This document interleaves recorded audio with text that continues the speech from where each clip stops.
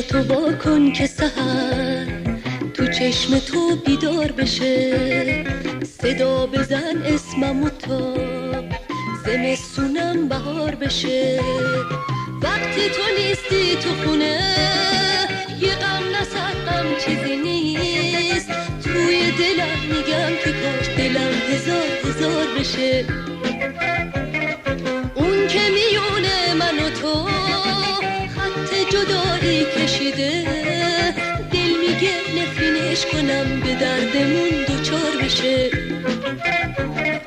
سر به ستاره میزنم